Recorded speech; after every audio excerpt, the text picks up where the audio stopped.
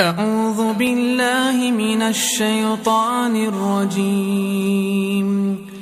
بسم الله الرحمن الرحيم. لا حول ولا قوة إلا بالله العلي العظيم. أعوذ بالله من الشيطان الرجيم. بسم الله الرحمن الرحيم. الحمد لله رب العالمين، والصلاة والسلام والتحية والإكرام على أشرف الأنبياء والمرسلين وعلى آله الطيبين الطاهرين الذين أذهب الله عنهم الرجس وطهرهم تطهيرا.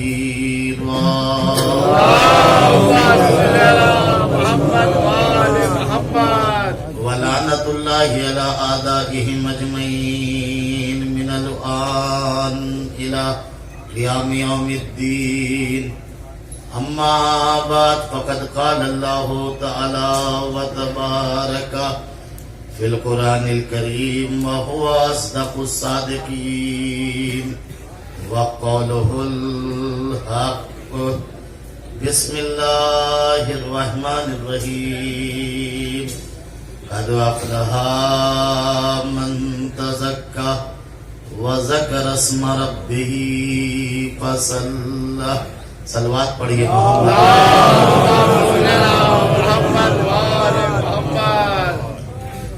عزیزان محترم، قرآن مجید کے 30ویں پارے کے سورہ اعلیٰ سے یہ دو آیتیں پڑھنے کا شرف حاصل کیا ہے، جس میں کائنات کا پروردگار انسان کی کامیابی کے 3 اسباب اور 3 رازوں کو بیان فرما رہا ہے.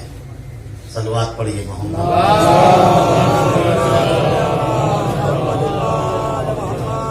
مرتبہ اور صلوات بھیجیے محمد.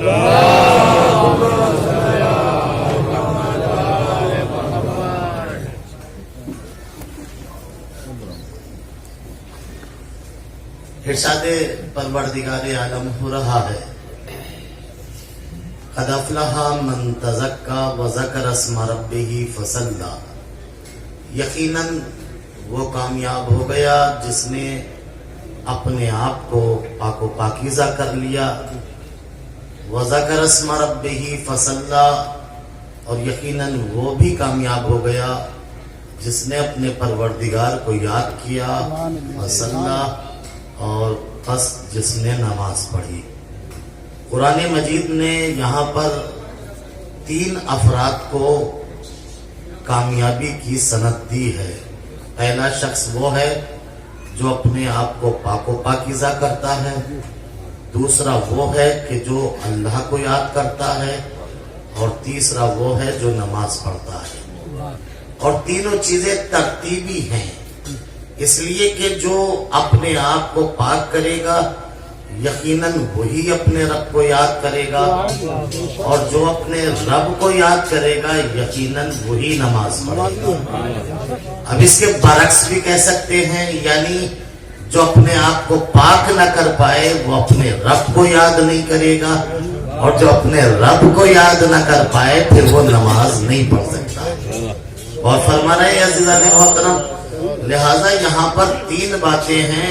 میں پہلی بات کے اوپر کچھ آپ کی خدمت میں باتیں پیش کروں گا، یعنی جو سب سے پہلی چیز اور بنیادی ہے کہ انسان کی کامیابی جو منحصر ہے، جس کی بنیاد ہے، وہ یہ ہے کہ انسان اپنے آپ کو پاک کر لے، اپنے نفس کو پاک کر لے.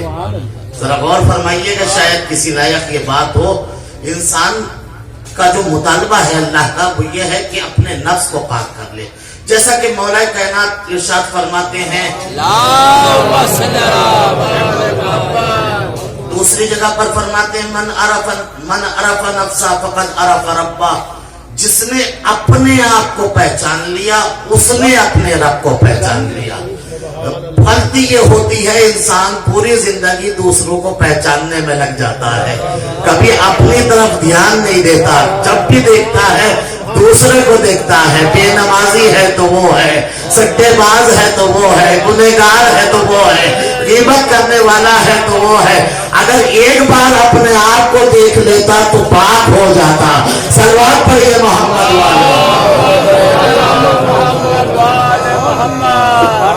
مولا فرماتے من عرف نفسہ فقد عرف ربہ، جس نے اپنے آپ کو پہچان لیا، یہاں پر بھی وہی بات ہے، جس نے اپنے نفس کو پہچان لیا۔ میں پھر بات عرض کروں گا، پھر ایک حدیث میں مولا فرماتے ہیں عالم الناس من عرف نفسہ واجہل الناس من جہل نفسہ۔ سب سے بڑا دنیا کا عالم وہ ہے جو اپنے آپ کو پہچانتا ہو، اور دنیا کا سب سے بڑا جاہل وہ ہے جو اپنے آپ کو نہ پہچانے۔ اگر اپنے آپ کو پہچان گئے تو کبھی گناہ نہ کریں گے۔ بڑا جملہ کہہ رہا ہوں، ذرا غور فرمائیے، تمہیدی منزل ہے۔ اگر اپنے آپ کو پہچان گئے، بس اتنا پہچان گئے کہ ہم شیعہ ہیں، تو کبھی گناہ نہ کریں گے۔ اگر ہم نے یہ پہچان لیا کہ ہم سید ہیں تو ذرا کلاس اور بڑھ گئی۔ غور فرمائیے گا، اس لیے کہ سرکار نے کہا تھا یا علی انت وشیعتک هم الفائزون، اے علی تم اور تمہارے شیعہ ہی کامیاب ہیں۔ یعنی شیعہ کا لفظ استعمال ہوا، مکار کا لفظ استعمال نہیں ہوا، دھوکے باز کا لفظ استعمال نہیں ہوا، منافق کا لفظ استعمال نہیں ہوا۔ رسول نے کہا شیعہ کامیاب ہے، دھوکے باز نہیں، جھوٹا نہیں۔ پتہ چلا جو شیعہ ہے وہ مکار نہیں، جو شیعہ ہے وہ مکار نہیں، جو شیعہ ہے وہ منافق نہیں، اور جو منافق ہے وہ شیعہ نہیں۔ صلوات پڑھیے محمد آواز بلند بھیجیے نعرہ صلوات۔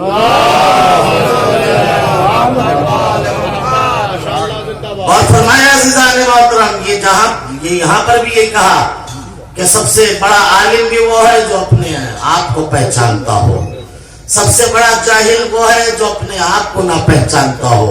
اچھا ایک آیت پھر سناتا ہوں، قرآن کا کہتا ہے وَمِنَ النَّاسِ مَن يَشْرِي نَفْسَهُ ابْتِغَاءَ مَرْضَاتِ اللَّهِ وَاللَّهُ رَءُوفٌ بِالْعِبَادِ۔ کچھ لوگ ایسے بھی ہیں جو اپنا نفس بیچ دیتے ہیں، مرضی پروردگار خرید لیتے ہیں۔ یہاں پر بھی نفس کی بات آئی، میں نے کیا کہا؟ کامیاب ہے تو وہ ہے جو اپنا نفس پاک کر لے، کامیاب ہے تو وہ ہے جو اپنا نفس پاک کر لے۔ یعنی کیا مطلب ہوا؟ جنت اسے ہے جو نفس کو پاک کر لے، کامیاب وہ ہے جو اپنا نفس پاک کر لے۔ اور فرما رہے ہیں عزیزان محترم، عالم وہ ہے جو اپنا نفس پاک کر لے۔ اور فرما رہے ہیں اللہ کی مرضی وہ خریدتا ہے کہ جو اپنا نفس بیچ دے۔ اللہ کو وہ پہچانتا ہے جو اپنے نفس کو پہچانے۔ کہیں بھی یہ نہیں کہا کہ وہ پہچانے جس نے اپنے چہرے کو پہچانا، کہیں یہ نہیں کہا کہ جس نے اپنے چہرے کو پاک کیا وہ کامیاب ہوا، یہ نہیں کہا آنکھوں کو پاک کیا تو کامیاب ہوا، یہ نہیں کہا بدن کو پاک کیا تو کامیاب ہوا۔ آیت میں یہ نہیں ہے اپنا جسم پاک کر لو تو کامیاب ہو جاؤ گے، آیت یہ کہتی ہے نفس پاک کر لو۔ پتہ چلا بدن اور ہے، نفس اور ہے۔ ارے میں کیا کروں گا، غور فرمائیے گا۔ اللہ جو کہتا ہے، مطالبہ جو کرتا ہے وہ یہ کہتا ہے کہ تم اپنا نفس پاک کرو تو کامیاب ہو، بدن کی پاکیزگی نہیں، اس لیے کہ بدن پاک ہوتا ہے پانی سے، بدن پاک ہوتا ہے پانی سے، نفس پاک ہوتا ہے حلال کھانے سے۔ ارے میں کیا کروں، ذرا غور فرمائیے گا۔ وضو کر کے چہرہ پاک ہوگا، حلال کھا کے نفس پاک ہوگا۔ سلامات پڑھیے محمد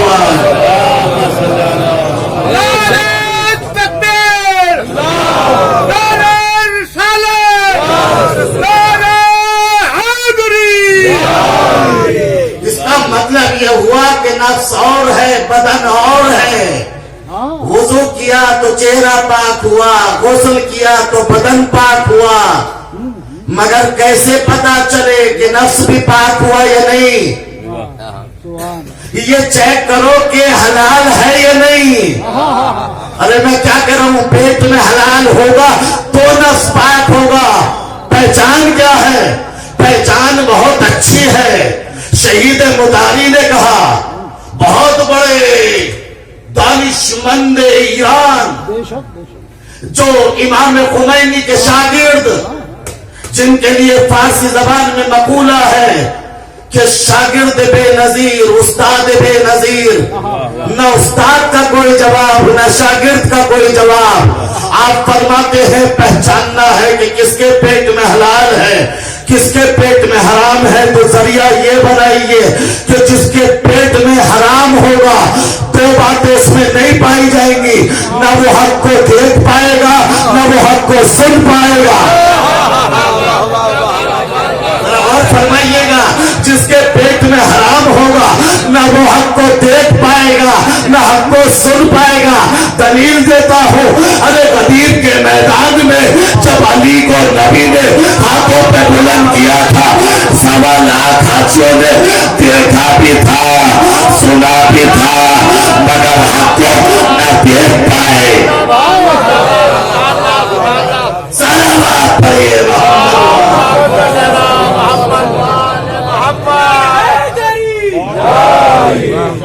اور فرمانے ہیں عزیزان محترم، اس کا مطلب یہ ہے کہ سب سے بڑی پہچان یہ ہے حق گوئی حق بینی۔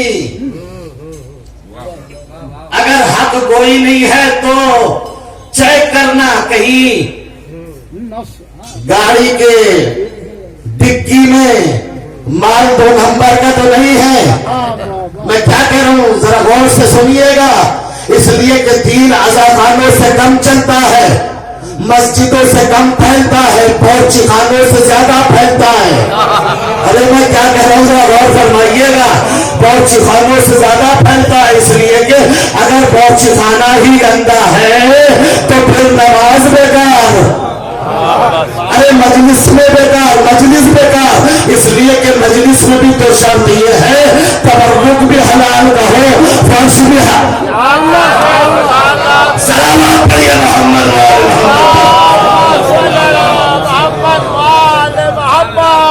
اور فرمانے عزیزان محترم، یعنی پہلی شرط یہ ہے ناحق سنے گا، ناحق دیکھے گا، ناحق بولے گا۔ جس نے چائے پلا دی وہ حق، جس نے کھانا کھلا دیا وہ حق۔ ارے قرآن ان ایسے لوگوں کو کیا کہتا ہے؟ پہلا پارہ سورہ بقرہ ارشاد ہوا، وَإِذَا لَقُوا الَّذِينَ آمَنُوا قَالُوا آمَنَّا وَإِذَا خَلَوْا إِلَى شَيَاطِينِهِمْ قَالُوا إِنَّ مَعَكُمْ إِنَّمَا نَحْنُ مُسْتَهْزِئُونَ۔ یہ جب شیطانوں سے ملتے کہتے ہم تمہارے ساتھ ہیں، اور جب مومنوں سے ملتے کہتے ہم تمہارے ساتھ ہیں۔ یہ نہ ان کے ساتھ ہے نہ ان کے ساتھ، اپنے مقصد کے ساتھ ہیں۔ ارے میں کیا کروں ذرا غور فرمائیے گا، یہ اپنے مقصد کے ساتھ ہے، اس لیے کہ جب پیٹ میں حرام ہے اثر ضرور دکھائے گا۔ سلامات پڑھیے محمد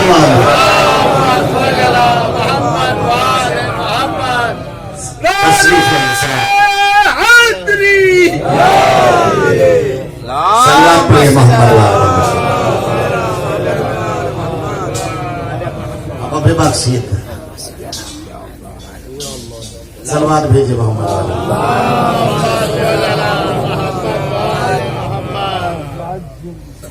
حضور آپ کی اجازت سے ایک مرتبہ اور سلوات بھیجیے۔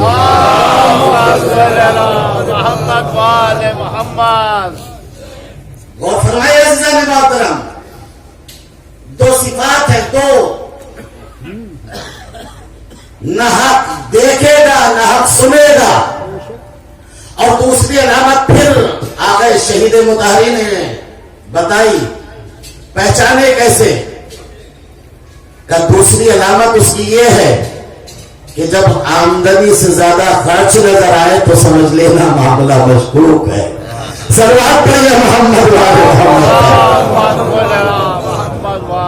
اور فرمایا اس کا مسئلہ کیا ہے؟ آمدنی سے زیادہ خرچ، یعنی مطلب کیا ہے؟ بھئی تنخواہ تو 10,000 ہے، مگر 1 سال میں 5 لاکھ کا مکان بھی بنا دیا. تو 10,000 سے تو 1,20,000 سال میں ہوتے ہیں.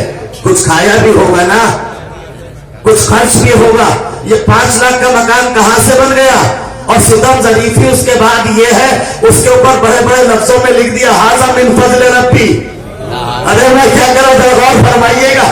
اس پہ لکھ دیا کیا, ھذا من فضل ربی, یہ میرے پروردگار کا فضل ہے. اللہ اکبر, یہ میرے پروردگار کا فضل ہے. یعنی کیا مطلب, آمدنی سے زیادہ خرچ نظر آئے تو سمجھنا معاملہ مشکوک ہے. ایسے ہی لوگوں کے لیے کہا ان کا نفس پاک نہیں ہے, گندا ہے. اور جب نفس گندا ہے تو پھر 17 نہیں 51 پڑھنے بیکار ہے. صلوات پڑھیے محمد والے.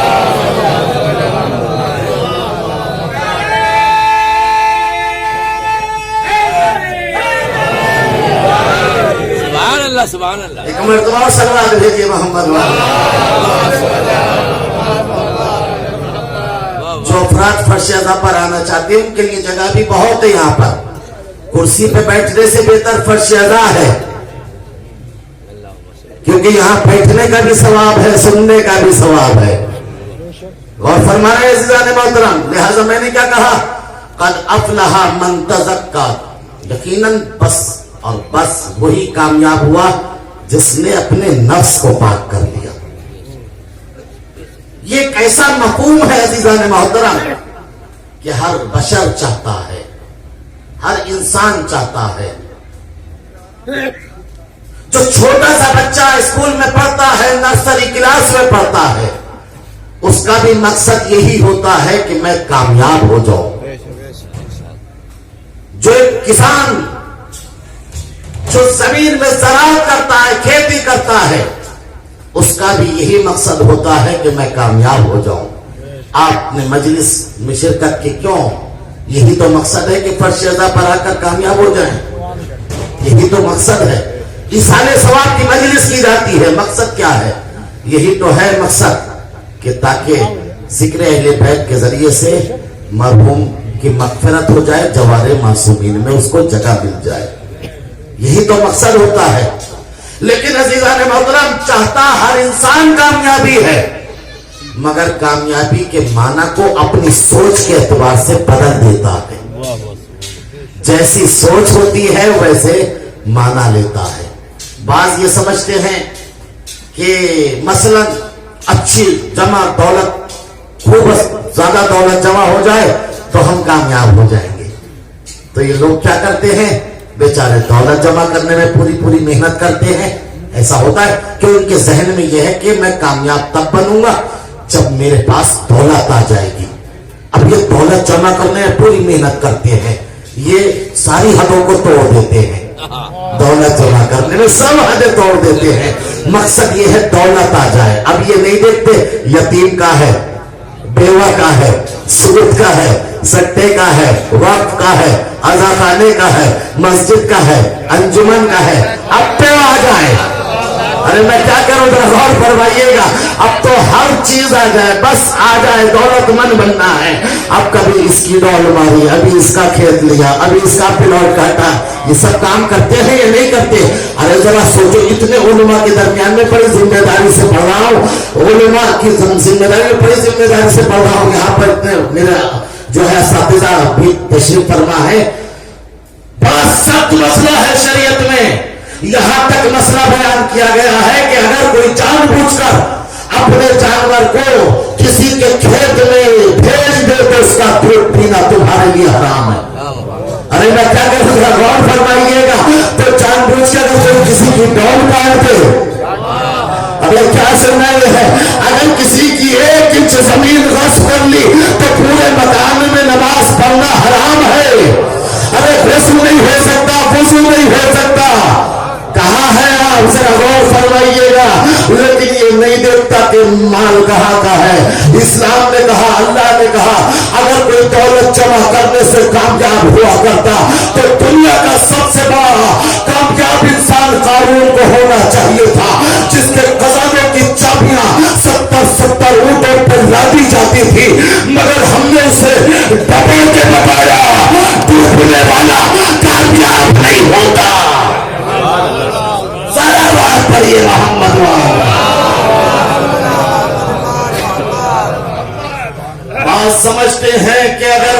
अच्छी कुर्सी मिल जाए तो कामयाब बन जाएंगे। अब ये कुर्सी को हासिल करने में क्या क्या कर देते हैं आपने देखा है। एक एक वोट की खातिर क्या क्या कर लेते हैं ये हो। अरे शरीयत ने जो मना किया है वो भी कर लेते हैं एक वोट की खातिर। क्यों? इसलिए कि इनके सहने नाकिस में ये बात है कि कामयाब तब बनेंगे जब ये कुर्सी मिल जाएगी। आने दीजिए भी प्रधानी का इलेक्शन, देखिए क्या क्या कर लेंगे। कभी भाई को भाई से लड़ाएंगे, कभी मोहम्मद को मोहम्मद से लड़ाएंगे, कभी पड़ोसी को पड़ोसी से लड़ाएंगे। इसलिए कि इनके जहन में ये है कामयाब तब बनूंगा जब मैं प्रधान बन जाऊंगा। जबकि पता है 5 साल की बात है। अरे मैं क्या करूं, गौर फरमाइएगा। जबकि पता है 5 साल की बात है और ये वो भी काम कर लेते हैं जो शरीयत ने मना किया है। नहीं सुनिएगा, जिस तरह शराब का पीना हराम है इसी तरह पिलाना भी हराम है। जिस तरह पीना हराम है ये पिलाना भी हराम है। चलो ये एक वोट की खातिर पीते नहीं, अरे ये पिलाते देते हैं। सोचने की बात है, जिस काम की बुनियाद हराम पे रखी गई हो वो कामयाब कैसे बना सकता है। और फरमान रहे बहुत से लोग कहते हैं कि अगर डॉक्टर शराब लिख दे तो क्या पी सकते हैं जान बचाने के लिए। मसला पूछते हैं बहुत से लोग, अगर जान उसी पे मौकूफ है। मैंने कहा जी अगर ये मौकूफ है तो पी तो सकते हैं, मगर ये लिख लीजिएगा कि शराब पीने से जान नहीं बचेगी। क्या कह रहा हूं सुनिएगा, अगर पी भी ली ना तो तुम्हारी जान नहीं बचेगी। क्यों? इसलिए कि अगर शराब से जान बचती तो हराम ना होती। अगर शराब से जान बचती तो हराम नहीं होती। शरीयत ने हर उस चीज को हराम किया जो इंसान के लिए नुकसानदेह थी।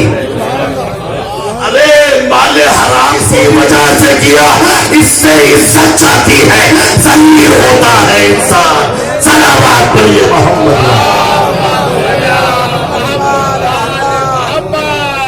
हमारे अज़ीज़ान मोहतरम बात समझते हैं, कुर्सी मिल गई तो कामयाब। अल्लाह कहता है कि अगर कुर्सी से कोई कामयाब होता तो फिर सबसे बड़ा कामयाब फिरौन को होना चाहिए था, नमरूद को होना चाहिए था। खुदाई से भी बड़ी कोई कुर्सी होती है। अरे छोटा खुदा बन बैठा मगर एक मच्छर ने उसे हलाक करके बताया। अरे हलाक होने वाला कामयाब नहीं होता। मैं क्या कह रहा हूं, बात समझते हैं कि शोहरत से कामयाबी मिलती है, बात समझते हैं अच्छी जॉब मिल जाए तो कामयाब बन जाएंगे, मगर अल्लाह ने कहा न मनसब से कामयाबी मिलेगी, न शोहरत से मिलेगी, न दौलत से मिलेगी, न किसी अच्छी जॉब से मिलेगी। अगर कामयाब बनना है तो उसका वाहिद और एक इलाज यह है, अपना नफ्स पाक कर लो, खुद ब खुद कामयाब हो जाओगे। यही वजह है तारीख आदम से लेके आज तक बड़े बड़े अमीर गुजरे, बड़े बड़े दौलतमंद, बड़े बड़े मनसबदार जिनकी हुकूमत में सूरज गुरूब नहीं करता था, ऐसे ऐसे दौलत वाले गुजरे जिन्हें अपनी दौलत का इल्म नहीं था। मेरे पास कितनी दौलत है, मगर तारीख आदम से लेके आज तक कोई अमीर, कोई मनसबदार, कोई शोहरत वाला मुझे ऐसा नहीं बता सकते जिसने अपनी जिंदगी के इख्तिताम पर जाते हुए अपनी कामयाबी का ऐलान किया हो। मैं क्या कह रहा हूं, कोई एक नहीं बता सकते जिसने जाते हुए आखिरी वक्त कहा हो मैं कामयाब जा रहा हूं, मैं कामयाब जा रहा हूं। अपनी कामयाबी का एक न था जिसने अपनी कामयाबी का ऐलान किया हो। हाँ बस एक था जिसने मस्जिद कुफा से आवाज दी, फिर काबा की कसम अली कामयाब जा रहा है।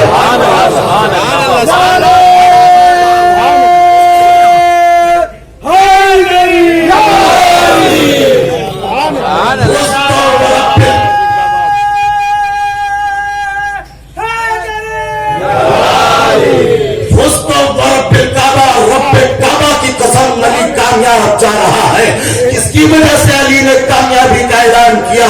हुकूमत कूफा की वजह से या दौलत की वजह से? नहीं अज़ीज़ान मोहतरम, हुकूमत कूफा की वजह से अली का ऐलान कामयाबी नहीं था। اگر یقین نہیں آئے تو علی کی زندگی کو چیک کر لو، پتا چل جائے گا یہ اعلان کامیابی کس کی وجہ سے ہے۔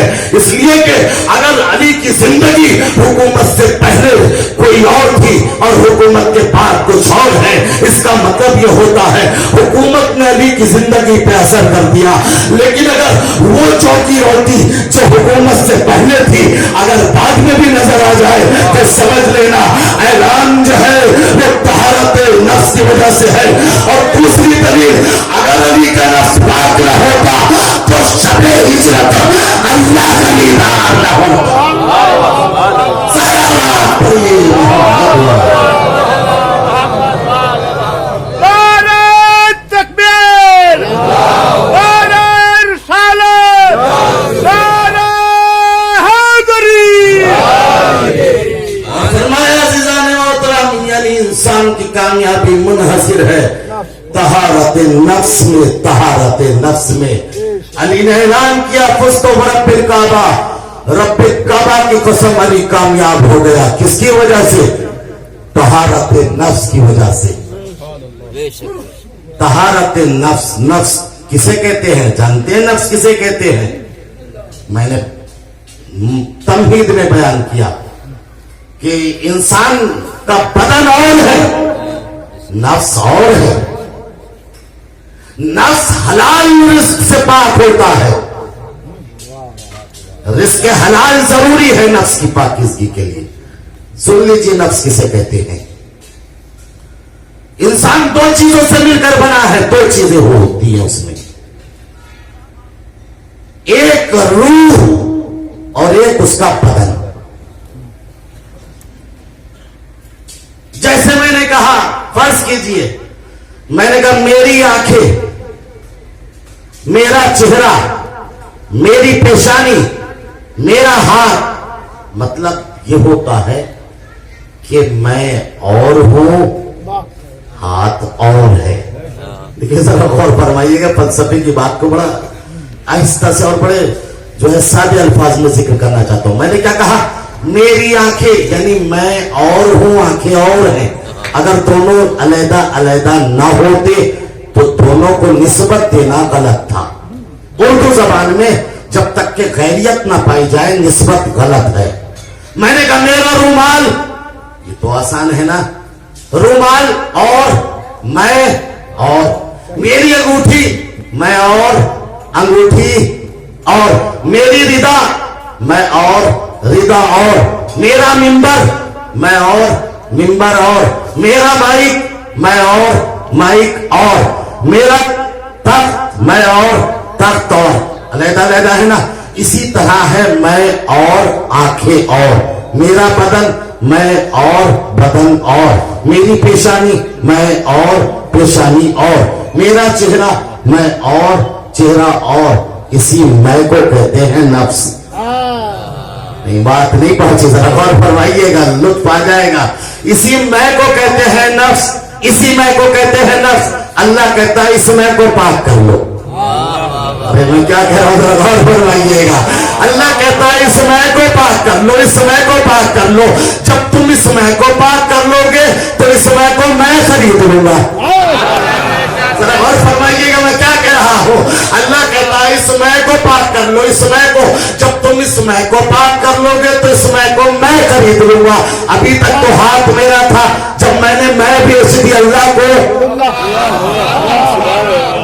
ابھی تک تو ہاتھ میرا تھا، جب میں نے میں کو اس کو بیچ دیا تو جس کی میں، ابھی تک تو آنکھیں میری تھی، اب جس کی میں اس کی آنکھیں، ابھی تک تو چہرہ میرا تھا، اب جس کی میں اس کا چہرہ، ابھی تک تو پیشانی میری تھی، جس کی میں اس کی پیشانی، اور فرمائے ابھی تک تو نفس میرا تھا۔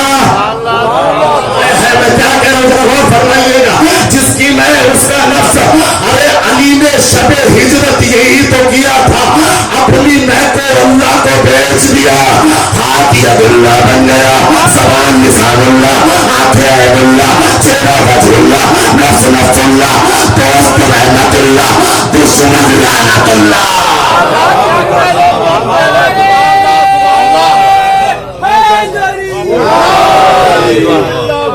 سلام پڑھیے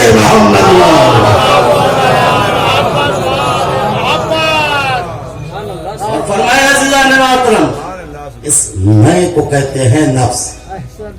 ایک مرتبہ اور سلوات بھیجیے.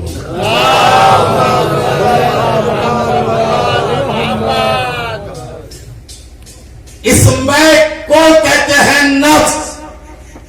اللہ کہتا ہے اس میں کو پاک کر لو, اس میں کو پاک کر لو تو اس میں کو میں خریدوں گا. اس میں کو پاک کر لو. نہیں, میں سب کے پاس ہے مگر سب کے پاس پاک نہیں ہے. وہ اندھا مشتری ہوتا ہے جو ہر مال کو خرید لیتا ہے, نہیں جو دیکھ بھال کے خریدے اسی کو تو ہوشیار و سمجھدار کہتے ہیں. ذرا غور فرمائیے گا. اس میں نہیں غور نہیں فرما رہا. اس میں کو پاک کر لو, نہیں کو تو نفس کہتے ہیں. ارے حضور سارا جھگڑا اسی میں کا تو ہے. اگر میں پاک نہ ہو, یہی تو جھگڑا ہے. اگر میں پاک ہو گئی تو جھگڑا تمام ہے. نہ میری مجلس, نہ میری انجمن, نہ میرا ذاتہ, نہ میری مسجد ہے ہی نہیں, میرا کچھ بھی نہیں ہے نا. میری تو میں اللہ نے خرید لی. جب اللہ نے خرید لی تو اب مجلس بھی اللہ کی, تبرک بھی اللہ کا, فرش بھی اللہ کا, انجمن بھی اللہ کی, عزاخانہ بھی اللہ کا, زندگی بھی اللہ کی, موت بھی اللہ کی. سلامات پڑھیے نا.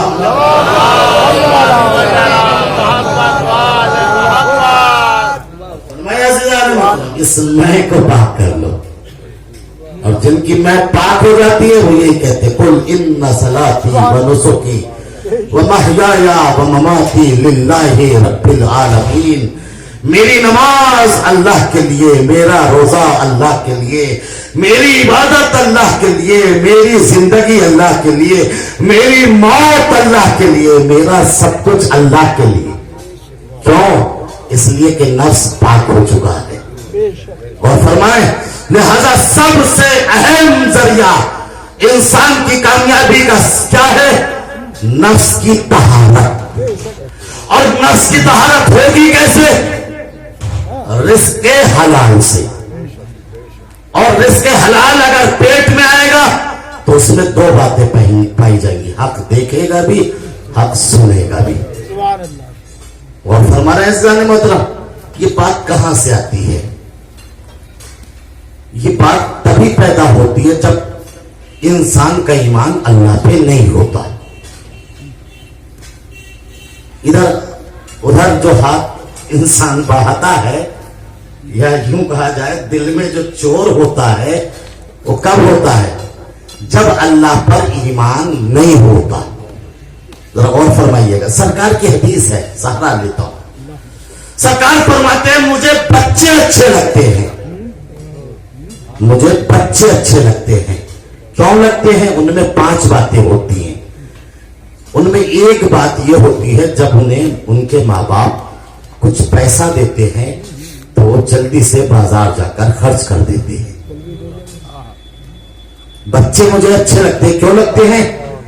کیونکہ جب ان کے ماں باپ ان کو کچھ پیسہ دیتے ہیں تو وہ جلدی سے بازار جا کر خرچ کر دیتے ہیں. بچوں کو یہ ٹینشن نہیں ہوتی کل کہاں سے آئے گا. غور فرمائیے گا میں کیا کہہ رہا ہوں. بچوں کو یہ اضطراب اور بے چینی نہیں ہوتی کل کہاں سے آئے گا. بچوں کو یقین ہوتا ہے جس نے آج دیا ہے,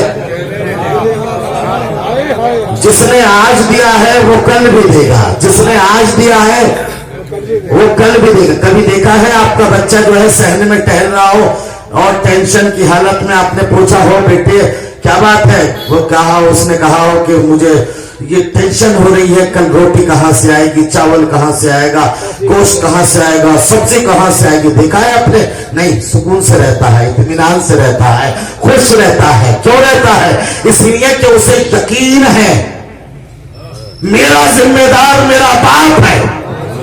ارے میں کیا کروں, ذرا غور فرمائیے گا. اسے یقین ہے میرا ذمہ دار میرا باپ ہے. سرکار فرماتے ہیں اے لوگوں, اللہ پہ کم سے کم اتنا تو یقین رکھو جتنا بچے کو اپنے باپ پہ ہوتا ہے. اتنا تو یقین رکھو جتنا بچے کو باپ انسان کو اللہ پر اتنا یقین ہو گیا تو کبھی بھی حرام نہیں کھائے گا. صلوات پڑھیے محمد وعلی.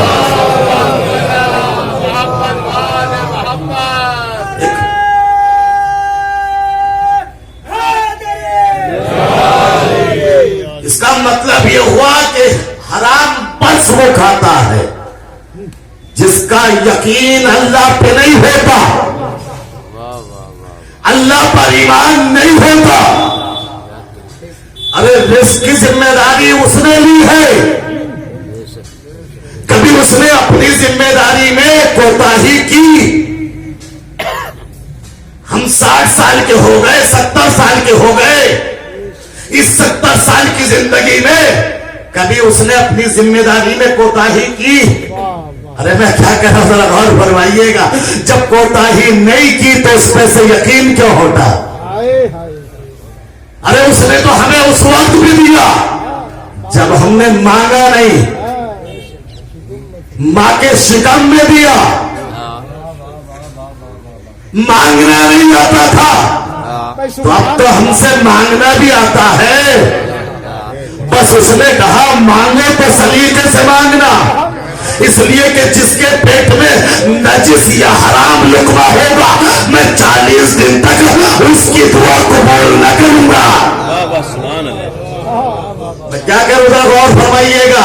بس اگر لقمہ حلال ہے تو دعا مانگو, حکمت کے چشمے اس کی زبان پر جاری ہو جاتے.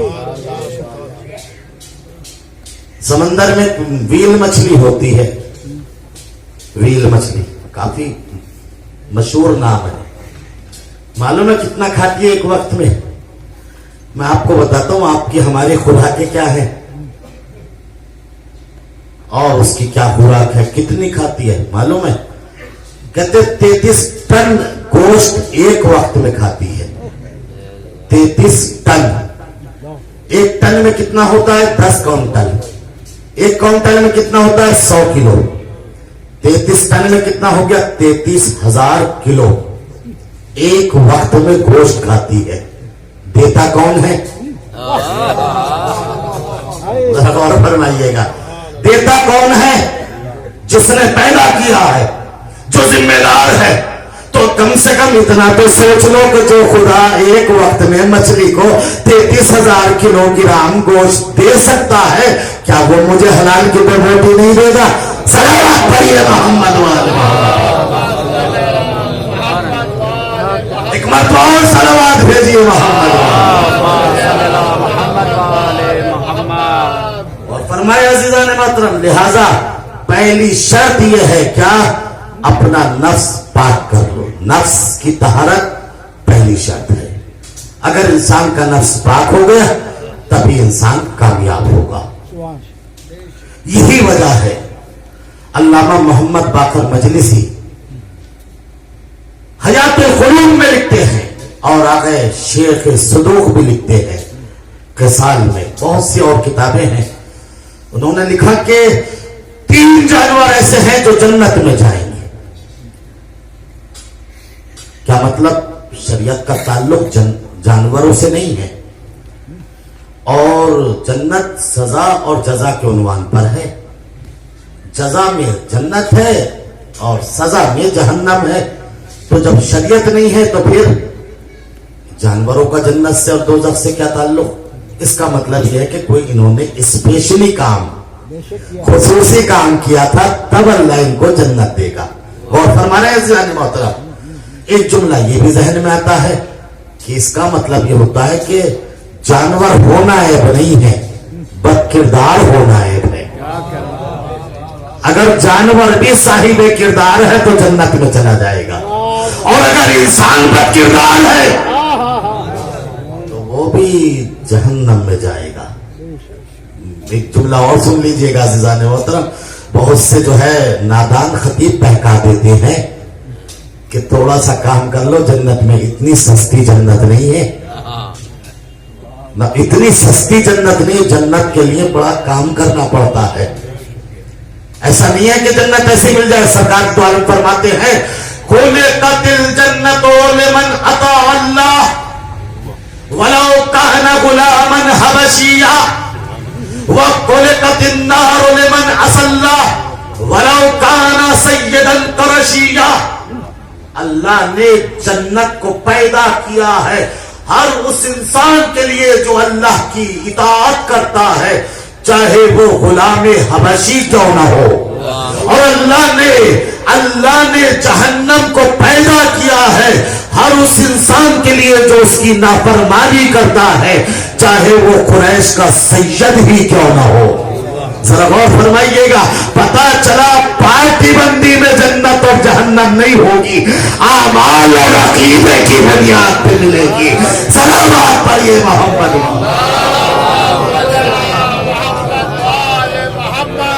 یعنی سمجھ میں آتا ہے کہ اگر ہم نے نام صفدر حسین رکھا ہے تو لازمی ہے کہ کردار بھی حسین کا ہو. یعنی اگر ہم نے علی عباس نام رکھا ہے تو اس کا مطلب نام کے ساتھ کردار بھی علی کا ہونا چاہیے.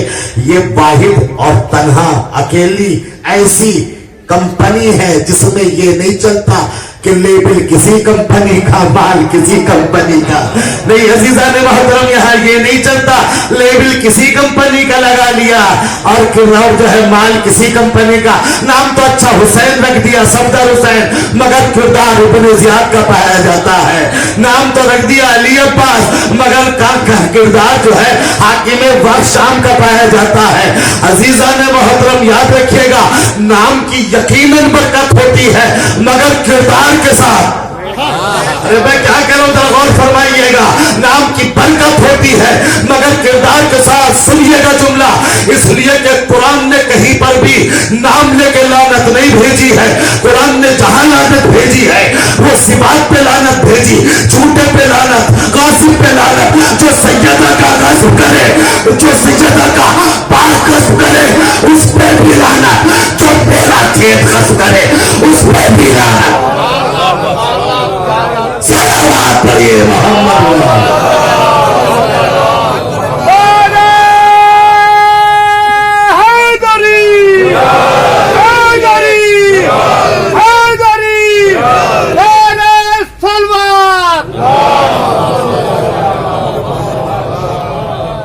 یہ نہیں چلے گا کہ علی والا غاصب ہو جائے وہ تو جنت میں چلا جائے. ارے اگر وہ لعنتی بن سکتا ہے تو غصب جو بھی کرے. میں کیا کروں، ذرا غور فرمائیے.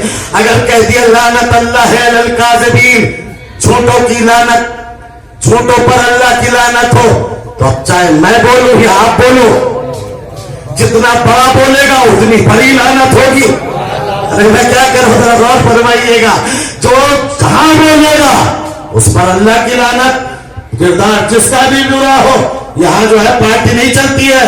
اسی وجہ سے کہا کرتا ہوں میرے دوستو، نماز کے بعد جو بار بار کہتے ہو یا صاحب الزمان ادر اجل اللہ ہو، اجل اللہ ہو، سر کیا ہے یہ دعا پر اجل اللہ فرجہ الشریف، پروردگار ان کی ظہور میں جو ہے جلدی فرما جلدی فرما. دعا کرتے نہیں، دعا کرنے سے پہلے سوچا کرو کہیں ہمارے اپوزٹ نہ ہو جائے.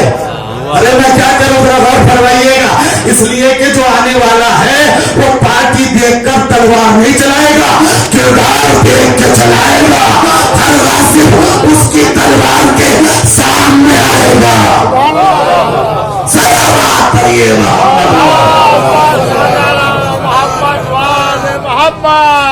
ایسا نہ ہو کہ ہم تو دعا کر رہے تھے جلدی ظہور ہو جائے، نقصان اپنا ہی ہو.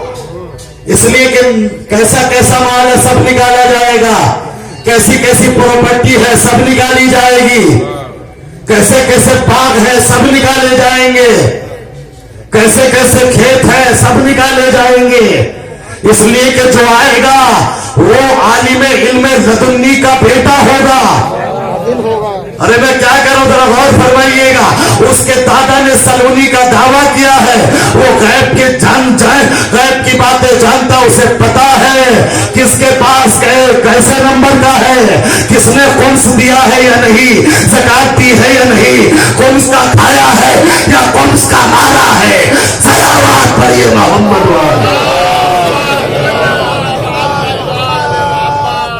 اور فرمایا عزیزان محترم، کردار دیکھا جائے گا.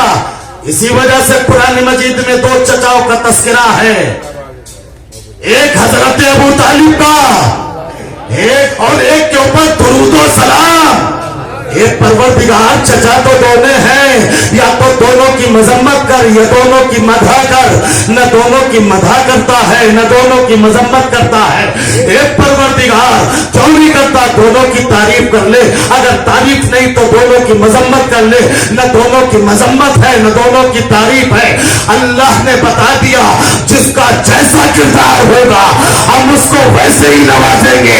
اگر ابو طالب کا کردار حفاظت رسالت ہے تو ہم تعریف کریں گے، اگر ابو لہب کا کردار برا ہے تو اس کی لعنت کریں گے۔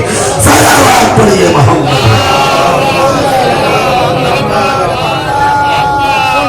اور فرمایا عزیزان محترم، اب اپنے آپ کو سوچ لیجئے گا، شیعہ کہنے سے پہلے کردار ہٹ تو نہیں گیا ہے؟ بعض لوگ کہتے ہیں کہ اتنا نہ پڑھا کریں، میں کہتا ہوں ارے بھائی غلطی آپ کر رہے ہو، مذہب پورے مذہب کو بھگتنا پڑتی ہے۔ ایسے لوگ پورے مذہب کے لیے آر ہیں، ننگ ہیں، اس لیے کہ مذہب شیعہ کا غاصب سے کوئی رشتہ نہیں، مذہب شیعہ کا سودیہ سے کوئی رشتہ نہیں، مذہب شیعہ کا غاصب حرام خور سے کوئی رشتہ نہیں، مذہب شیعہ کا عیار و مکار سے کوئی رشتہ نہیں۔ مذہب شیعہ تو صادقون کا مذہب ہے، امانت داروں کا مذہب ہے۔ میں کیا کروں، ذرا غور فرمائیے گا، یہ اپنی جان دے دیتے ہیں مگر کبھی بھی جو ہے خیانت نہیں کرتے۔ یہ اگر دفن کہیں ہونا بھی چاہتے ہیں تو پہلے زمین خریدتے ہیں تاکہ دنیا یہ نہ لکھ دے حسین قاسم ہے، حسین نے زمین خرید کر کے بتایا نہ حسین قاسم نہ حسین کسی قاسم سے رشتہ رکھتا ہے۔ صلوات پڑھیے محمد۔ ایک بار دعا صلوات بھیجیے محمد۔ مین کردار ہے، لہذا تین جانور ایسے ہیں، میں نے کہا کیا کہا؟ کردار۔ تین جانور ایسے ہیں جو جنت میں جائیں گے۔ پہلا جانور اصحاب کہف کا کتا، دوسرا جانور بلعم بن باور کا کچر، تیسرا جانور وہ بھیڑیا جس نے یوسف کی گواہی دی۔ تین جانور ہیں جو جنت میں جائیں گے۔ یہ اصحاب کہف کے کتے نے کیا کام کیا ایسا جو جنت میں جائے گا؟ کہ صاحبان نے ایمان کی حفاظت کی۔ ایک جانور بھی اگر صاحبان ایمان کی حفاظت کر لے تو جنت میں چلا جاتا ہے۔ ارے میں کیا کہہ رہا ہوں، غور فرمائیے گا۔ ایک جانور بھی اگر صاحبان ایمان کی، تو اگر کوئی مرسل اعظم کی حفاظت کر لے، اگر کوئی سید الانبیاء کی، سرکار انبیاء کی، تاجدار رسالت کی حفاظت کر لے، پھر اس کے بارے میں پوچھتے ہو جنت میں بھی جائیں گے یا نہیں جائیں گے؟ غور فرما رہے ہیں عزیزان محترم۔ تو کیا کیا تھا اس نے؟ صاحبان ایمان کو بچایا تھا جی، مگر کتا جو ہے اسے رکھا نجس ہے۔ کیوں رکھا؟ ایک طرف تو اس کا حفاظت کا پہلو یعنی وفادار ہے، دوسرا اس کا پہلو کیا ہے؟ اس کے اندر دو عیب پائے جاتے ہیں۔ ایک تو عیب یہ جو آپ جانتے ہو کہ ساری رات جاگتا ہے مگر نماز صبح کے وقت سو جاتا ہے۔ بہرحال میں اگلی بات نہیں کہوں گا، یہ آپ خود جانتے ہو۔ ہاں، شہید مطاری نے فرمایا، کتاب کا نام ہے انسان کامل، اس میں ارشاد فرمایا کہ جس طرح دوسرے انبیاء کی امت مسخ ہو گئی، سرکار کی امت مسخ نہیں ہوئی، لیکن حقیقت میں تو مسخ، ویسے تو ظاہراً مسخ نہیں ہوئی ہے، لیکن ہو سکتا ہے باطناً مسخ ہو گئی ہو۔ بڑا جملہ کہا ہے۔ اب فرماتے ہیں کہ اسی وجہ سے یہ سورہ نبا کی آیت کی تفسیر کرتے ہوئے وفتحت السماء فکانت ابوابا وسیرت الجبال فکانت سرابا، اب اس کے بارے میں جو ہے تفسیر کرتے ہوئے کہتے ہیں کہ لوگوں کو قیامت میں قبروں سے نکالا جائے گا، 12 گروپ میں لوگوں کو قبروں سے نکالا جائے گا، بس 11 گروپ وہ ہوں گے جنہیں جانوروں کی صورت دی جائے گی، ایک ایسا ہوگا جسے انسانوں کی شکل میں اٹھایا جائے گا۔ شہید مطاری فرماتے دنیا میں جس انسان کا کردار جس جانور سے ملتا ہوگا اللہ اسے اسی جانور کی شکل و صورت میں اٹھائے گا۔ غور فرمائیے گا میں کیا کہہ رہا ہوں، جس جانور سے دنیا میں جس کا کردار ملتا ہوگا اللہ اسے اسی کی شکل و صورت میں اٹھائے گا۔ غور فرما رہے ہیں؟ نہیں، اللہ نے ہر جانور کی ایک خصوصیت کر دی ہے، ایک صفات رکھ دی ہے۔ دیکھیے مثلاً کیا ہے، بندر کا کام کیا ہے؟ گھرکی دینا۔ اگر یہ صفت انسان میں آ جائے، سانپ کا کام کیا ہے؟ ڈنک مارنا۔ اگر یہ کام اور نہیں فرمایا آپ نے، دیکھیں میں وہ بات میں اس طرح سے نہیں پڑھتا ہوں، میں جس طرح پڑھا ہوں سادہ سودہ ایسے پڑھتا ہوں۔ اگر سانپ کا کام کیا ہے؟ ڈنک مارنا۔ اگر یہ کام انسان میں سرکار ہے تو عالم اسی وجہ سے فرماتے یا علی ان شر الناس من اکرمہ الناس اتقا شر، اے علی لوگوں میں سب سے برا وہ انسان ہے جس کے ڈر کی وجہ سے لوگ اس کا احترام کرتے ہو۔ ارے میں کیا کہہ رہا ہوں، غور فرمائیے گا۔ یا علی ان شر الناس من اکرمہ الناس اتقا شر، اے علی لوگوں میں سب سے برا وہ انسان ہے جس کے ڈر سے کیا ہے لوگ اس کا احترام کرتے کہ یہاں سے پردے سے ایک سانپ نکل جائے، آپ کھڑے ہوں گے یا نہیں؟ کھڑے ہو گے نا، فوراً راستہ چھوڑ دو گے۔ اب سانپ بیچ میں آ کے کھڑا ہو جائے اور کھڑے ہونے کے بعد جو ہے تانا تان کے کہنے لگے ہو دیکھیے آپ ہمارا کتنا احترام کیا جاتا ہے، مجلس میں بھی آ جائیں تو لوگ کھڑے ہو جاتے ہیں، مجلس رک جاتی ہے۔ دیکھیے کتنا احترام ہو رہا ہے ہمارا۔ صحیح ہے سانپ کا کہنا؟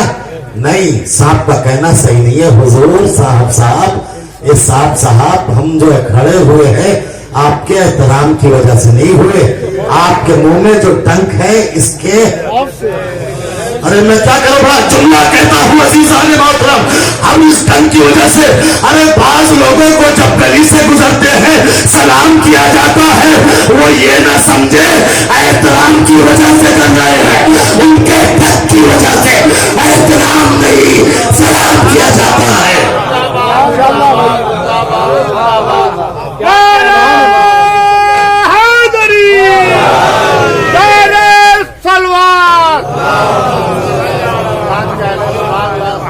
انہوں نے جو ڈنک پایا ہوا ہے اس کی وجہ سے صاحب کھڑے تھے اسی مجمع میں، سب تو ہم ڈر ہی رہے تھے، ایک آیا اور آنے کے بعد جلدی سے اس کے منہ پہ ہاتھ رکھ کے پکڑ لیا آرام سے اس نے۔ ہم نے کہا واہ، سب ڈر رہے تھے، استقبال کر رہے تھے، کھڑے ہو گئے، راستہ دے دیا، یہ ایک دم سے اس نے ہاتھ کیوں مار کے پکڑ لیا؟ کہ مولانا جانتے نہیں یہ سپیرا ہے، یہ سپیرا ہے، سمجھ گئے یا نہیں؟ یعنی ایک کے اوپر ایک ہوتا ہے۔ ارے میں کیا کروں ذرا غور فرمائیے گا، جو شریف لوگوں کے اوپر ظلم کرتا ہے ستاتا ہے اللہ شریفوں سے تو اس کا بدلہ نہیں لیتا مگر اس ظالم کے اوپر بڑا ظالم مسلط کر دیتا ہے، یہ اس کے انتقام کا ایک طریقہ ہے۔ صلوات پڑھیے محمد، ایک بار اور سلامات بھیجیے محمد۔ اور فرمایا عزیزان محترم طریقہ ہے اس کا، لہذا کردار سے دیکھا جائے گا، اب اس کو جنت میں بھیجا جائے گا کتے کو، مگر اس کے اندر ایک عیب ہے۔ شہید مطارد کا جملہ پہلے کمپلیٹ کر دو۔ شہید نے کیا فرمایا؟ انسان کا کردار دنیا میں جس جانور کے مشابہ ہوگا اللہ اسے روز قیامت اسی شکل و صورت میں اٹھائے گا۔ لوگ تعجب کریں گے ارے کل تک تو ہمارے ساتھ چائے پیتا تھا، آج کیا ہو گیا؟ یقین نہیں آتا۔ امام چاروں جب گئے ہیں نا حج پہ اور میدان عرفات میں پہنچے، چاہنے والے نے کہا مولا ماں اکثر الحجیج، اس سال کتنے زیادہ حاجی آئے ہیں؟ امام نے چہرے پہ اس کے ہاتھ پھیرا، جو دیکھا چٹیل میدان مختلف قسم کے جانور ٹہل رہے ہیں، امام نے کہا حاضر المسئلہ، حقیقت تو یہی ہے، ما اکثر الحجیج نہیں، ما اکثر السجید، شور و غل زیادہ ہو چکا ہے، حاجی بہت کم ہے، حاجی نہیں، ان میں تو انسان بہت کم ہے. سمجھ میں آیا؟ یعنی شکل و صورت میں اٹھایا جائے گا. بہت سے لوگ نادان خطیبوں سے بہک جاتے ہیں اور ذرا سی بات میں جنت ان کی گارنٹی ہو جاتی ہے. وہ کان کھول کے سن لے کیا فرماتے شہید مطاری. اب یہاں پر امام صادق علیہ السلام کی حدیث نقل کرتے ہیں. امام فرماتے ہیں میرے چاہنے والوں، میں تمہاری اس جنت کی گارنٹی لیتا ہوں، مگر اپنا عام، اپنا کردار، اپنے اعمال اس قابل تو بناؤ کہ اللہ تمہیں انسانوں کی شکل میں اٹھائے. اور میں کیا کہہ رہا ہوں ذرا غور فرمائیے گا. جنت کی ذمہ داری میں لیتا ہوں، امام فرماتے ہیں، مگر تم اپنا کردار ایسا تو بناؤ کہ تمہیں اللہ انسانوں کی شکل میں اٹھائے. اس لیے کہ ہم انسانوں کو بخشوائیں گے، انسانوں کی شفاعت کریں گے، جانوروں کی نہیں. صلوات پڑھیے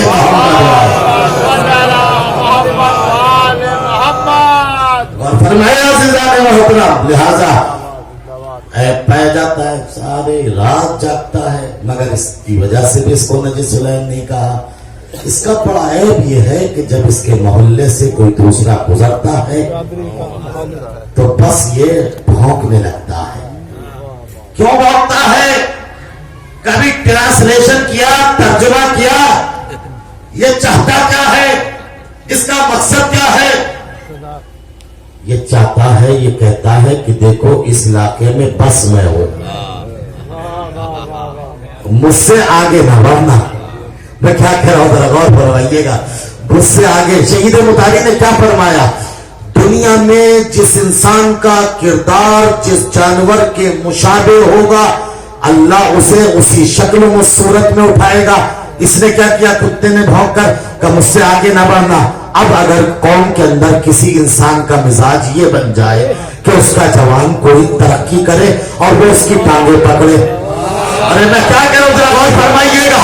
اگر قوم کے اندر کسی کا مزاج یہ ہو کہ اس کی قوم کا کوئی جوان ترقی کرے اور یہ ٹانگیں کھینچے تو سمجھ لینا یہ صورت میں انسان ہے، حقیقت میں نہیں. اس لیے کہ جو اپنی قوم کا نہ ہو سکے وہ اللہ کا کیسے ہوگا.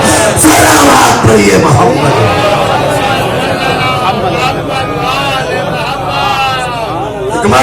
سلوات بھیجیے محمد.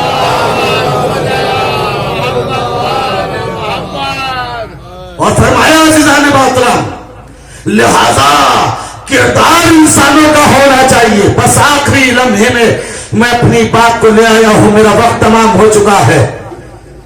انسان کا کردار بھی انسان ہونا چاہیے، یعنی انسانوں کے کام آئے. اسی وجہ سے سرکار امام حسن نے فرمایا لوگوں میں سب سے اچھا وہ انسان ہے جس کی ذات سے لوگوں کو زیادہ فائدہ پہنچے، اور لوگوں میں سب سے برا وہ ہے جس کی ذات سے لوگوں کو نقصان پہنچے. نقصان پہنچانا انسانی صفات نہیں ہے. انسان تو بنا ہی انس سے ہے، جس میں محبت پائی جائے، جس میں انسیت پائی جائے، جو دوسروں کے کام آئے، جو دوسروں کے گلے کاٹے، جو دوسروں کے راستے میں روڑے لٹکائے، اسے انسان نہیں کہتے. بس آخری مثال پیش کر کے بات تمام کروں گا. ابھی گرمی کا مہینہ آنے والا ہے، آپ دیکھیں گے بیماری پھیل جاتی ہے جسے کہتے ہیں ڈینگو. کیسی خطرناک بیماری ہے کہ اگر کسی کے ڈینگو کاٹ لیتا ہے تو وہ مر جاتا ہے. یہ ڈینگو ہے کیا؟ ایک مچھر ہے، مگر اتنا زہریلا کہ اگر کاٹ لے تو انسان کی جان لے لے. جانتے ہیں اس میں اور دوسرے مچھروں میں کیا فرق ہے؟ یہ جو ڈینگو ہے یہ اندھیرے میں نہیں کاٹتا، اجالے میں کاٹتا ہے. یہ ڈینگو جو ہے گندگی میں نہیں رہتا، یہ صفائی میں رہتا ہے. یہ ڈینگو جو ہے نالیوں میں نہیں رہتا. عام مچھر نالی میں رہتا ہے، یہ صاف پانی میں رہتا ہے. عام مچھر رات میں کاٹتا ہے، یہ دن کے اجالے میں کاٹتا ہے. عام مچھر گندگی صفت ہے، یہ پاک اور شفاف پانی اور ماحول میں رہتا ہے. کتنا خطرناک کہ کاٹ لے تو انسان کی جان لے لے. ہے ڈینگو مگر اس نے بہت بڑا سبق دے دیا، بہت بڑا درس دے دیا. اس نے درس دے دیا کہ دیکھو اگر سماج میں کسی کو صاف و شفاف کپڑے پہنے ہوئے دیکھو تو اسے یہ نہ سمجھ لینا یہ قوم کا بڑا ہمدرد ہوگا. میں کیا کہہ رہا ہوں ذرا غور فرمائیے گا. اگر سماج میں کسی کو صاف ستھرے کپڑے پہنے ہوئے دیکھو تو یہ تصور نہ کر لینا کہ یہ قوم کے بڑے ہمدرد ہوں گے. ہو سکتا ہے کہ ڈینگو سے زیادہ زہریلے ہو سکتا ہے کہ قوم کو کس کو بیچ دیا ہو، کتنے میں بھیج دیا ہو، نقد بیچا ہو یا ادھار بیچا ہو. بہت سے ایسے بھی ڈینگو ہیں جو قوم کا سودا کر دیتے ہیں. انہیں صورت میں تو انسان کہا جاتا ہے، حقیقت میں انسان نہیں کہا جاتا. صلوات پڑھیے محمد. اور فرمایا عزیزان محترم لہذا انسان کی کامیابی کا بس اور بس ایک ہی ذریعہ ہے، وہ ہے طہارت نفس، پاکیزگی نفس. انسان اگر کامیاب ہونا چاہتا ہے تو اپنے نفس کو پاک کر لے. اور جو لوگ اپنا نفس پاک کر لیتے ہیں پھر وہ ہر میدان میں کامیاب ہوتے ہیں. یہ پہلی اور بنیادی شرط ہے. اگر نفس پاک ہے تو ہر میدان میں انسان کامیاب ہے. کسی بھی منزل پر اس کے قدم لڑکھڑاتے نہیں ہیں، ڈگمگاتے نہیں ہیں، ثابت قدم رہتا ہے ہر میدان میں. وہ موت سے نہیں گھبراتا، موت اس سے گھبراتی ہے. کربلا کے شہداء میں ایک شہید ایسا نہیں ہے جس کے قدم میدان میں جاتے ہوئے لڑکھڑائے ہوں. اس لیے کہ طہارت نفس پر فائز تھے. مردوں کی بات نہیں، خواتین کا اگر کردار دیکھا جائے تو وہ کردار بھی ہمیں بے نظیر ملتا ہے. ورنہ فطرت ہے کہ 3 موقعوں پر انسان اپنی جان بچاتا ہے. یہ فطرت ہے. اگر کہیں آگ لگ جائے تو بس اپنی جان بچاتا ہے. اگر زلزلہ آ جائے تب بھی اپنی جان بچاتا ہے. اور اگر موسلادھار بارش ہو تب بھی اپنی جان بچاتا ہے. مگر کربلا میں تینوں ایک ساتھ تھی. زمین کربلا کو زلزلہ بھی تھا، آسمان سے خون کی بارش بھی ہو رہی تھی. اللہ اکبر. اور خیموں میں آگ بھی لگ رہی تھی. لیکن زینب کو اپنی جان کی پرواہ نہیں تھی. بار بار ایک خیمے میں جاتی تھی. جب کسی نے معلوم کیا شہزادی کیا اس خیمے میں کوئی قیمتی چیز ہے تو زینب نے یہی جملہ کہا، تجھے نہیں پتا میرا بیٹا سجاد خیمے میں ہے. اور خیمے میں جب پہنچی ہے تو سجاد بے ہوش تھے. سجاد کا شانہ ہلا کر پہلا سوال کرتی ہے، اللہ نے عصمت امام سجاد، امامت کا پہلا مسئلہ ہے. سجاد سے زینب پوچھتی ہے، بیٹا سجاد تو وقت کا امام ہے، یہ بتا کہ خیموں میں جل کے مر جائیں یا بے پردہ خیمے سے باہر چلی جائے.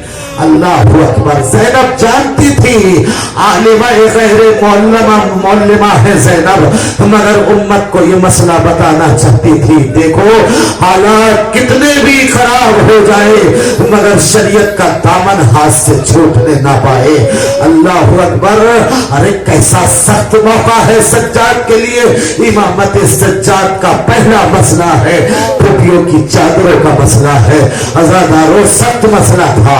اس لیے کہ میرا ایمان ہے, میرا عقیدہ ہے, عزاداروں میرا ماننا ہے, زینب کے لیے جلتے خیمے میں جل کے مرنا آسان تھا, لیکن سربرہنہ خیمے سے باہر نکلنا بڑا مشکل تھا. اس لیے کہ جس کی ماں کا جنازہ رات کی تاریکی میں اٹھایا گیا ہو, ہائے جس کے گھر سے پردہ نکلا ہو, ارے جس کے سر کو کبھی سورج نے نہ دیکھا ہو, ہائے وہ زینب کس طرح سے سربرہنہ خیمے سے باہر جائے. سجاد نے کہا پھوپھی اماں, ارے جان کا بچانا واجب ہے. اللہ اکبر. حمید کہتا ہے اتنا سننا تھا, ارے خیمے سے بیویاں سر کو پیٹتی ہوئی واہ محمد واہ علیہ کہتے ہوئی خیمے سے باہر نکلی. راوی کہتا ہے, حمید کہتا ہے, ارے بیویاں خیمے سے نکل رہی تھی, میں نے اپنی آنکھوں سے دیکھا کہ ایک 4 سال کی بچی تھی, ارے جس کے دامن میں آگ لگی تھی, کانوں سے خون جاری تھا, ارے کبھی نشے کر کے کہتی تھی اے بابا اے میرے بابا, اور کبھی نہر کر کے کہتی تھی اے چچا پا, اے چچا مجھے بچاؤ, آئے میں پانی نہ مانگوں گی چچا. عزادارو, ارے حبیب کہتا ہے تاریخ کوفہ, ارے شام اور تاریخ کربلا میں اس سے زیادہ سخت منظر میری آنکھوں میں آیا. یہ کہتا ہے حمید, ارے میں نے پوری کربلا کو اپنی آنکھوں سے دیکھا, میرا مگر اتنا دل نہ تڑپا, ارے جتنا اس واقعے کو دیکھ کے تڑپا. یہ کہتا ہے حمید, ارے میں نے اپنی آنکھوں سے دیکھا حسین کس طرح سے اصغر کے جنازے کو پشت خیمہ کی طرف لے کے چلے, اور شمشیر سے قبر کو بنا کر ارے اصغر کو لٹا کے کس طرح سے روئے, میں نے اپنی آنکھوں سے دیکھا. حمید کہتا ہے, ارے میں نے اپنی آنکھوں سے دیکھا حسین کس طرح سے ابا کے دامن میں قاسم کی لاش کے ٹکڑے چل رہے تھے, ایک ایک ٹکڑے کو اٹھاتے جاتے تھے اور روتے جاتے تھے, اے بھیا معاف کرنا, اے قاسم معاف کرنا, چچا کو آنے میں دیر ہو گئی. حمید کہتا ہے میں نے انہی اپنی آنکھوں سے دیکھا حسین کس طرح سے عباس کی لاش پہ پہنچے, کیسے بازو اٹھایا, ایک بازو اٹھایا, دوسرا بازو اٹھایا, مگر میرا دل اتنا نہ توڑا. حمید کہتا ہے, ارے میں نے اپنی آنکھوں سے حسین کو اکبر کے سینے سے نوکے نیزہ کو کھینچتے ہوئے دیکھا, مگر میرا دل اتنا نہ توڑا. ارے اپنی آنکھوں سے میں نے دیکھا ایک ضعیف باپ ہے, جوان کا لاشا ہے, ارے کس طرح سے خیمے کی طرف لے کے چلا, میرا دل بہت تڑپا, مگر اتنا نہ تڑپا ارے جتنا اس بچی کو دیکھ کے تڑپا, ارے جو کہ کانوں سے خون جاری تھا, ارے دامن جل رہا تھا. عزادارو سنو گے اس کی مظلومیت کیا تھی, ارے یہ جب ننھے ہاتھوں سے اپنے دامن کو بجھاتی تھی, ہاتھ چلتا تھا, ہاتھوں کو بچاتی تھی, دامن چلتا تھا. اجرکم اللہ, اجرکم اللہ, خدا کوئی غم نہ دے سوائے غم حسین کے. ارے اس کی مظلومیت دیکھی نہ گئی. حمید کہتا ہے میں نے سوچا اس کے دامن کی آگ کو بجھاؤں, یہ سوچ کے میں اس بچی کی طرف چلا, مگر جس نے ابھی تک تماچے کھائے تھے, جس نے ابھی تک دورے کھائے تھے, وہ بچی سمجھی شاید تماچا مارے گا, اور مجھے دیکھ کے وہ بچی دوڑنے لگی. عزادارو راوی کہتا ہے میں پیچھے پیچھے تھا, وہ سکینہ آگے آگے تھی, میں پیچھے پیچھے تھا, مگر 3 دن کی بھوکی پیاسی کہاں تک دوڑتی, ایک مقام پہ آ کے رک گئی, اور رکنے کے بعد کہتی ہے اے شیخ مجھے ہاتھ نہ لگانا, میں آل رسول ہوں, تو نہ پہلا ہے. اللہ اکبر. اے شیخ مجھے ہاتھ نہ لگانا، ارے تو نہ محرم ہے، میں آل رسول ہوں۔ حضرت دارو ایک مرتبہ ہمیں کہتا ہے میں بچی کے پاس گیا، بچی سے کہا اے بچی میں تجھے تماچا نہ ماروں گا، میں تجھے اذیت نہ پہنچاؤں گا، میں تیرے دامن کی آگ کو بجھانا چاہتا ہوں۔ عزادارو یہ کہہ کہ میں نے بچی کے دامن کی آگ کو بجھا دیا۔ عزادارو جیسی آگ بجھ گئی بچی کا دل بھرایا اور ایک مرتبہ جملہ کہتی ہے اے شیخ لگتا ہے تو صاحب اولاد ہے۔ اللہ اکبر، اے شیخ لگتا ہے تو صاحب اولاد ہے، اس لیے کہ ابھی تک جو اللہ تھا اس نے تماچے مارے، آج تو نے بڑا رحم کر دیا۔ اجرکم اللہ، ارے میرے دامن کی آگ کو بجھایا، ایک کام اور کر دے، کا پتا بچی کیا، کا مجھے گجب کا راستہ بتا دے، گجب کا راستہ بتا دے۔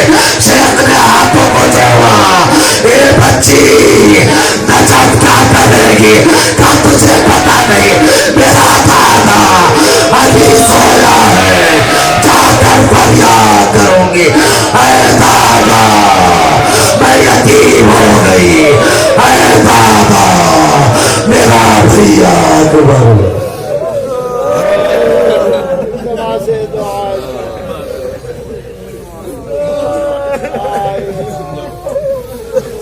الذین ظلموا ایام انقلب ینقلبون، خدایا ہمارے مختصر سی عبادت کو قبول فرما، جو تیرے چاہنے والے کے عزادار ہیں، عزت کی جان کی مال کی آبرو کی ناموس کی حفاظت فرما۔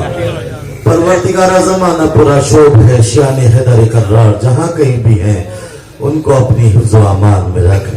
اے پروردگار پرچم اسلام کو سر بلند فرما، پرچم کفر و نفاق کو سر نگو فرما، مملکت اسلامیہ ایران کی حفاظت فرما، علماء اعلام آیات اعظام خصوصاً رہبر عظیم الشان آغا خامنہ کی حفاظت فرما، دشمنوں کے شر سے محفوظ فرما، دشمنوں کو ذلیل و خوار فرما۔ پروردگارہ جو بیمار ہے شفا کامل و تاجیل عطا فرما، پروردگارہ جو بے روزگار ہے روزگار عطا فرما، جو برسر روزگار ہے روزگار میں ترقی و خیر و برکت عطا فرما، حجت آخر کے ظہور میں تاجیل فرما، ظہور کے بعد ہمیں ان کے عوام و انصار میں شمار فرما۔ ربنا تقبل منا انک انت السمیع العلیم۔ آپ حضرات سے دوبارہ گزارش ہے کہ ایک مرتبہ سورہ حمد اور 3 مرتبہ سورہ توحید کی تلاوت فرما کر مرحوم کی روح کے لیے سال ثواب فرمائیں۔